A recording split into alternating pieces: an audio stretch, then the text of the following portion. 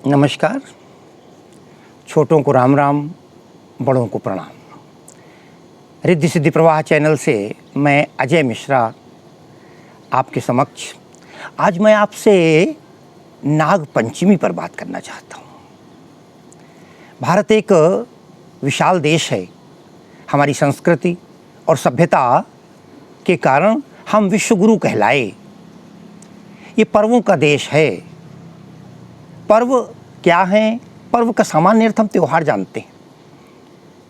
कुत्र मानवा उत्सव प्रियः, मनुष्य उत्सव प्रिय क्यों है? कालिदास ने एक प्रश्न रखा था। नाना प्रकार के सुख दुख के परिवेश में लपटा हुआ मानव जब दुखी होता है, परेशान होता है, तो पर्व एक उसे राहत का कार्य कराते हैं। पर्वों के माध्यम से उसमें प्रसन्नता आती है। हमने वसुधैव कुटुंबकम को चरितार्थ करने का बीड़ा उठाया था। पूरी वसुधा ही, पूरी पृथ्वी ही हमारा परिवार है। जब हम वसुधैव कुटुंबकम की बात करते हैं तो उसमें पशु पक्षी, प्रकृति, वनस्पति सब शामिल हो जाते हैं।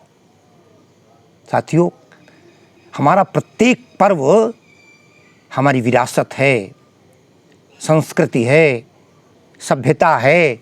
इतना ही नहीं, तमाम वैज्ञानिकों ने भी हमारे पर्वों को एक विशेष महत्व दिया है।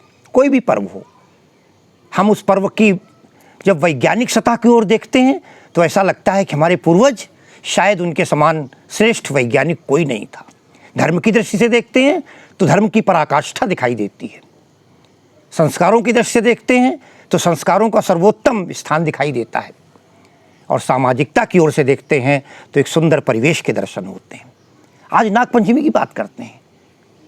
इस धरती पर हमने अगर वृक्षों की पूजा की है, मनुष्यों की पूजा की है, पशुओं की पूजा की है, तो नागपंचमी को भी हमने एक महत्व दिया है। नागपंचमी श्रावण मास के शुक्ल पक्ष की पंचमी को ये त्यौहार मनाया जाता है। पूरे भारत में मनाया जाता है। कल्पना करेंगे हम, कई कथाएं हैं इसके पीछे। मैं आपको आज की इस कथा में पुरानी कथा कोई एक लेकर आज की स्थिति क्या है और हमारे धार्मिक मामलों में कैसे कहा गया, ध्यान देते हैं थोड़ा सा। साथियों, नाग, सांप, सर्प नागों में श्रेष्ठ है। उसके नाम पर यह पंचमी हमें क्या प्रकट कराती है? अगर हम अपने धार्मिक स्थल पे चलें, सबसे पहले तो आपको बताएं ये धार्मिक स्थल में क्या है। भगवान शंकर को ले लेते हैं। भगवान शिव ने अपने गले में सर्पों की माला डाल रखी है।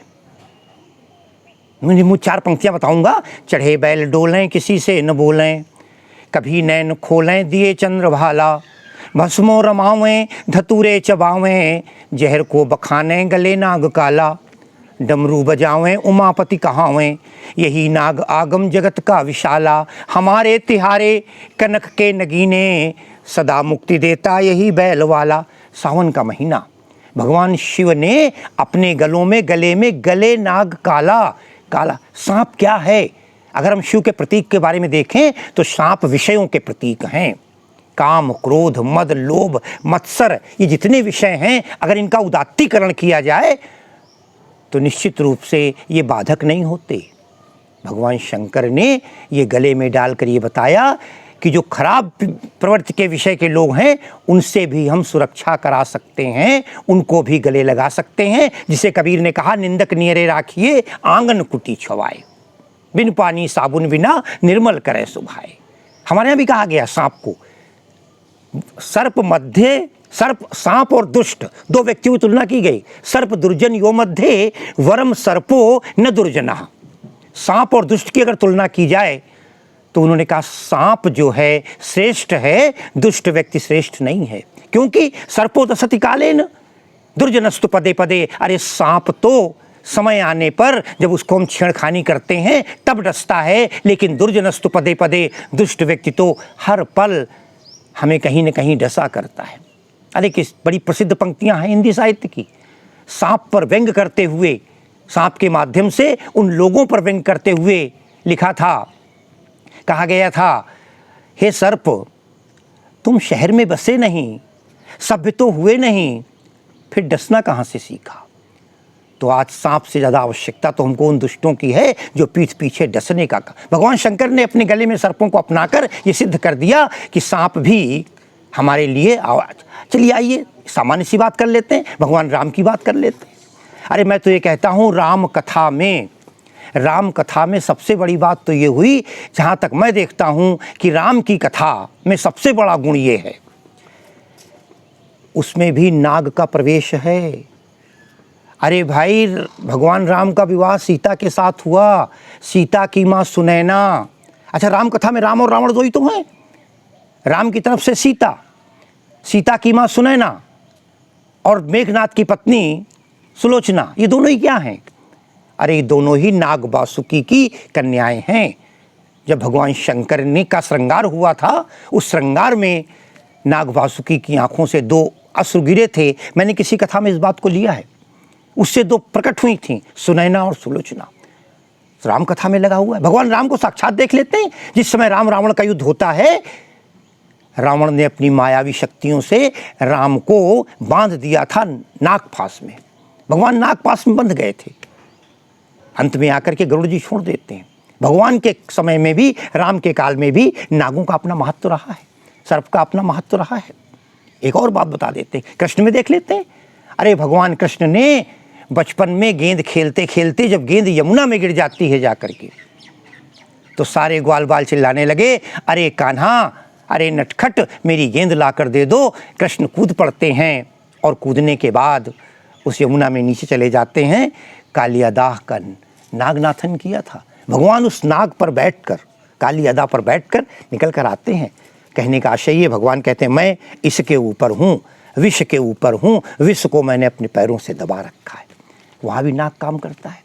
हमने देखा भगवान राम, भगवान कृष्ण और स्वयं शिव ने भी नाग का सम्मान किया। हम वैज्ञानिक परंपरा में एक बार आ जाते हैं। साथियों, ये वर्षा ऋतु का पर्व है। कल्पना की हमने कभी? हमारे यहाँ सांप को क्षेत्रपाल संस्कृत में कहा गया है। क्षेत्र खेत को कहते हैं, ये खेत की रक्षा करता है।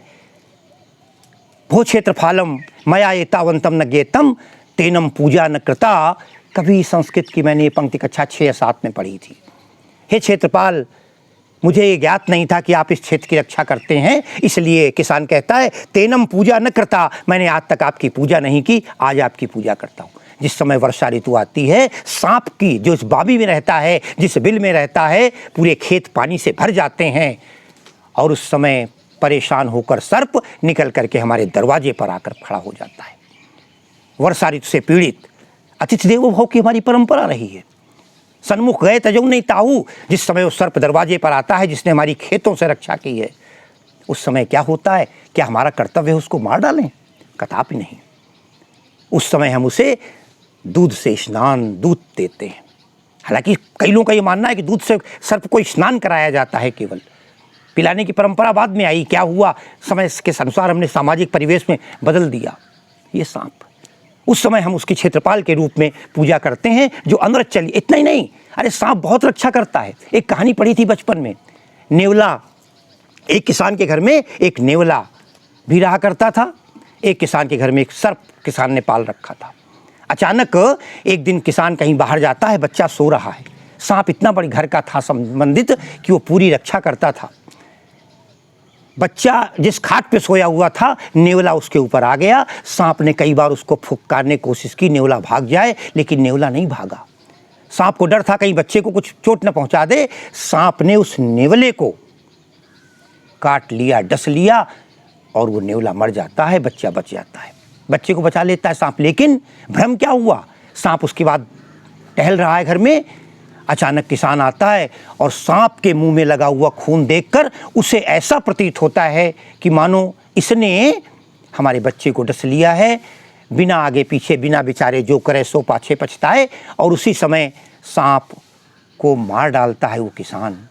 अंदर जाकर देखता है कछुआ मरा पड़ा हुआ था, उसे पीड़ा होती है। कहने का आशय ये कि सर्प भी हमारी रक्षा करते हैं।